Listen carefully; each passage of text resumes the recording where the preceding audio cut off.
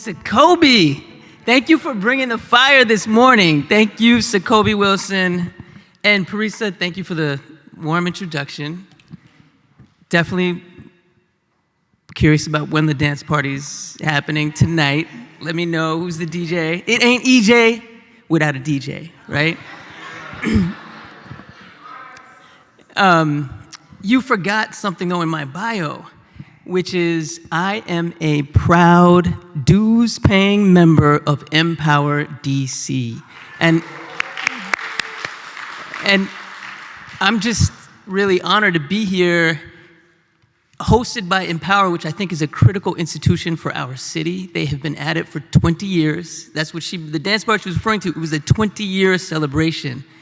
And they have made incredible victories in difficult places. They have overcome imbalances of power, and we need them. We need Empower DC. So I'm inviting all of you to become members like me and to build that institution across our city.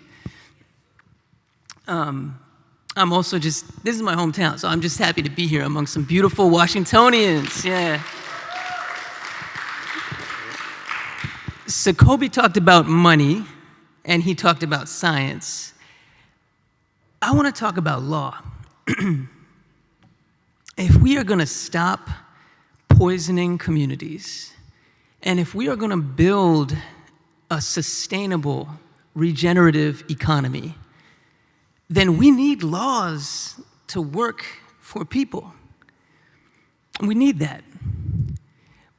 But the world we have now, that is often not the case. Laws are abstract. Holler if you hear me. They are complicated. They are not enforced. Often they are not enforced. Thank you. Yeah, they're often not enforced. They're out of reach. What's that? Under the threat of a rogue Supreme Court that is questioning the very foundations of our framework of rights. Thank you, sir. Absolutely. And somebody else. Absolutely. And so the Namathi, the group that I started in 2012, we work on legal empowerment. And what we mean by that is taking law out of books and courtrooms and putting it in the hands of ordinary people. And I want to tell you a story about what that looks like in practice. Bear with me, it's a story from far away, but as Parisa mentioned at the beginning, we are all connected. We're all connected. This is a rainforest region in Sierra Leone. Any Sierra Leoneans in the place? There's a lot of Sierra Leoneans in this area, actually. Any Sierra Leoneans in the room? Eastern Sierra Leone, it's called Mapele.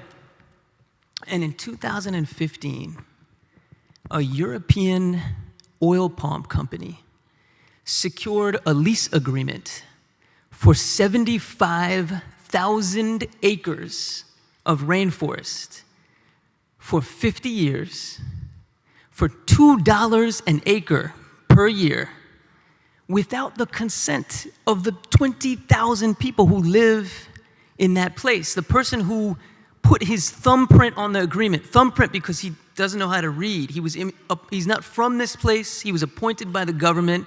He put his thumbprint on an agreement 4 hours away behind closed doors without asking the people whose land it was. I'm telling you, exactly. Colonization round 2. This is a front page of that lease agreement. How do you get something like that?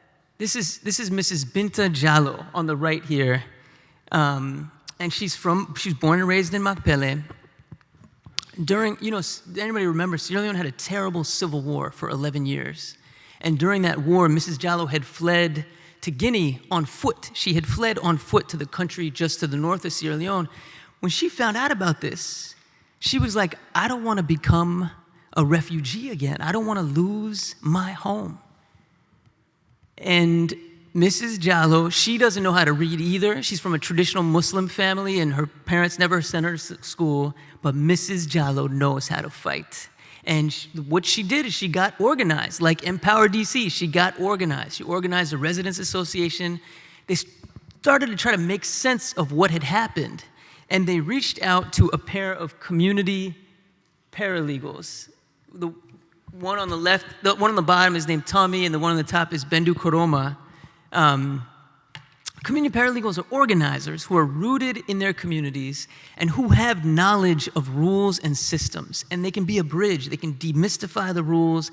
They can help people to understand and use them themselves. And so when Mrs. Jallo got in touch with Bendu and Tommy, the paralegals, the first thing they did was get a hold of the lease agreement, because the communities had never seen that piece of paper that had signed away all their land for 50 years.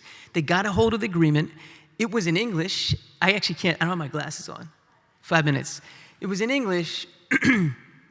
They translated it into language that people can understand, and they compared it with what they knew about Sierra Leonean land law. And it turns out that there were many violations, both in the contents of the agreement and in the way that the agreement was negotiated. And armed with that information and with their own people power, they fought back. They demonstrated en masse. They confronted both the company and the traditional authorities, one of whom had put his thumbprint on the agreement. And it took a year and a half, 2 years. I mean, you were talking about Carmel. These fights are not quick. It took 2 years. But ultimately, that company had to acknowledge that the agreement that they had was invalid. Mrs. Jallo, yes, it's worth somebody.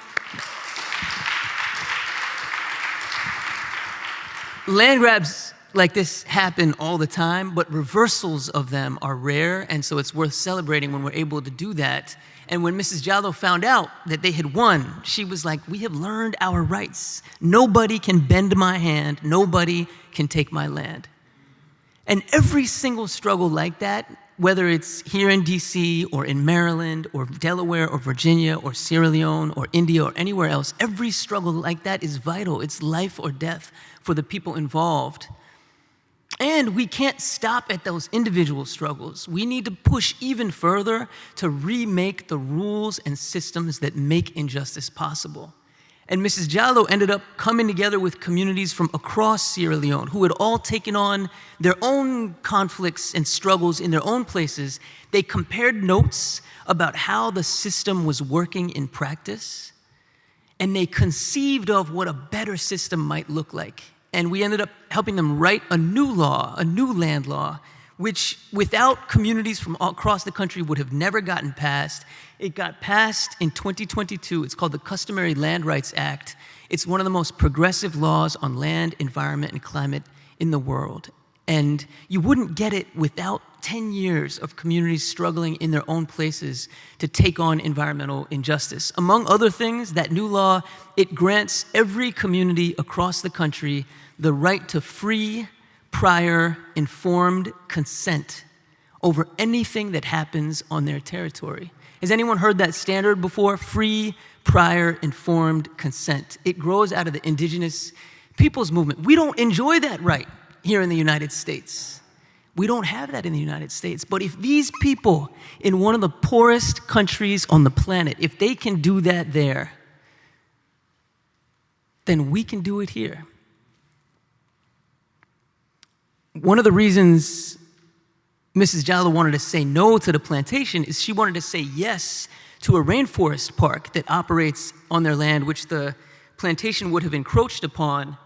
And she's currently working to negotiate a fair deal with that rainforest park. And I think increasingly our movement is about both saying no to poison, saying no to land grabs, saying no to destruction and exploitation, and at the same time saying yes. And this is part of what Sakobi was getting at with the money that is now available. There are so many opportunities to be part of building the sustainable economy that we need. And so the EJ movement today is not just about saying no, it's about saying no and saying yes. This is community members who would come together to the Sierra Leone Parliament on the day that that law went up for a vote. We like to think about it as a legal empowerment cycle, that neighborhood by neighborhood, we can use the rules on the books. We can learn them and use them to take on problems, to build things we want, like the community center in Carmel, to say no to things that we don't want, like NEP. Let me just say it right now. You're going to hear more about this in the next panel, but Adam, it's great to have you here. We need your help to shut down NEP. This facility, thank you. This chemical facility has been here for nearly 100 years in Northeast DC. It's attached to someone's home. It does not have an air permit. It does not have the consent. We were talking about free, prior, informed consent. The community does not consent to NEP being in their midst. Councilor McDuffie said on camera it shouldn't have been there in the first place. So we need to shut it down. We need EPA to act faster. We need the DC government to act faster. We're gonna talk more about that. So we can take on violations and solve problems in our own communities, and then we can come together across those individual struggles to learn from our experience, to draw on the leadership that builds when you take on a violation in your own backyard, to dream up and fight for better rules and systems. And when we secure better rules and systems, and this is Sakobi's point about making sure that we don't get a greenwash, when we secure better rules and systems, they don't implement themselves. The laws don't implement themselves. That's why this is a wheel and not just a one-way street. That becomes an opportunity for us to then breathe life into those laws and rules and commitments in our own neighborhoods. Know law, use law, shape law. That is the cycle. That is the wheel that I have seen people turn in some of the most difficult places on the planet. And that is a pathway. It's a pathway to environmental justice. It's a pathway to a deeper version of democracy, and it's a pathway that everybody can walk. It's one that I want to walk with all of you. Thank you. Thank you, Parisa, for having us.